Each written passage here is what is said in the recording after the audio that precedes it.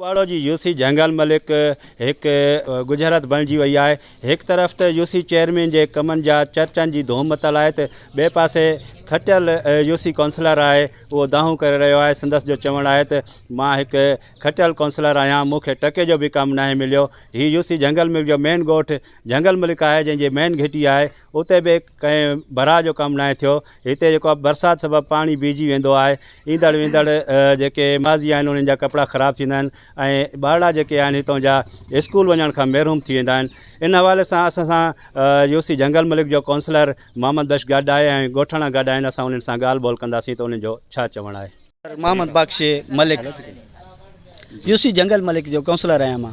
ॿिनि ॾींहंनि ते खटियल असांखे अञा ताईं चेयरमैन हबीबुल्ला भुट्टे असांखे कमु कोई बि न ॾिनो आहे। ॾुजो ॾींहुं ख़बर हलंदियूं पियूं त मां जंगल मलिक जो कमु कराए रहियो आहियां।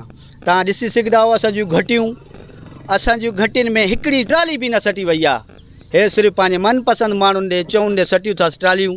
बाक़ी घटी तव्हांजे साम्हूं आहे, घटी ॾिसो जिन में का हिकिड़ी ट्राली मिटी जी सटियल आहे। तव्हां हबीबुल्ला भुट्टो पहिरें जेका 70 लख रुपयो रक़म रुकियल हुई, उन रुकियल रक़म हिन कहिड़ो कमु करायो आहे? कोई कमु असांजो न थियो आहे। उहे सॼा पैसा खाई वियो। उनखां बाद हिकिड़े महीने जी बजट हाणे इस्तेमालु कंदो पियो आहे।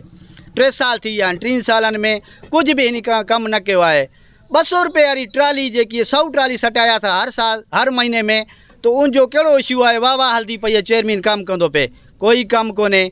असांजो खंभो ॾिसी सघो था, हिन जो ट्रांसफार्म ठहाइण जे लाइ खणी वियो हो, अञा ताईं वापसी न थियो आहे।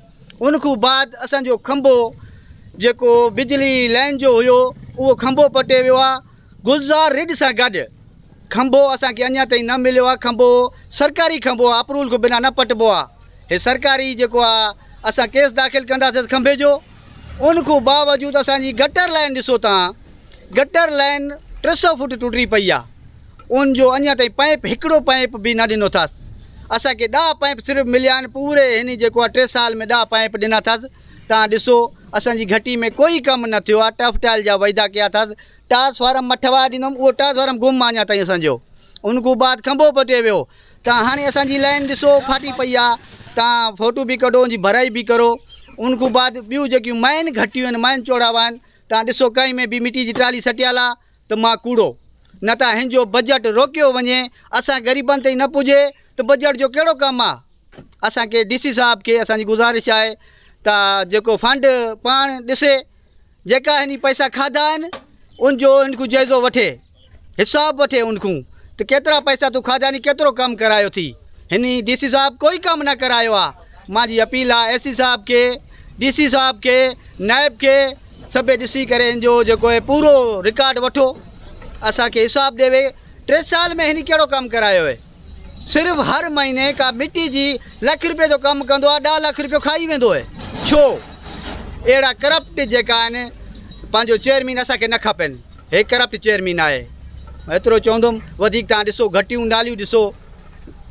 जंगल मलिक में रहंदा पिया आहियूं, तक़रीबन केतिरा साल थी विया रहंदा पिया आहियूं। असांजे ॻोठ जंगल मलिक में कोई कम जो न मिलियो। कोई इहो जेको थोरो घणो 2-3 पाइप मिलिया हुओ, उन खां पोइ हाणे हालत ॾिसो रोड पई आहे। 2-3 चक्कर असां ॾेखारियोसीं, जाम साहब वारनि खे सभिनि खे बि असां ॾेखारियोसीं बाबा हे कमु जेको आहे असांजो कयो वञे। हक़ी कमु आहे, को असां नाहक जो कोन घुरंदा पिया।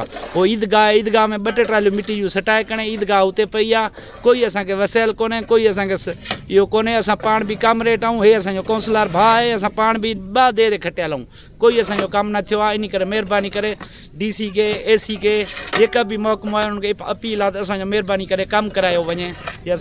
जीअं त असां चेयरमैन भाउ आहे, असां उनखां इहा ई उमेदु रखंदा आहियूं। असां वाउंट ॾिना आहिनि, असांखे महिरबानी करे कमु कराए ॾिए।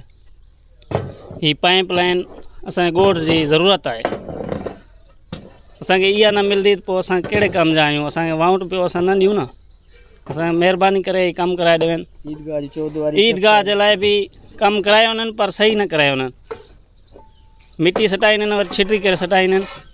उहा ॾिसी अचो तव्हां त महिरबानी कराई वञे।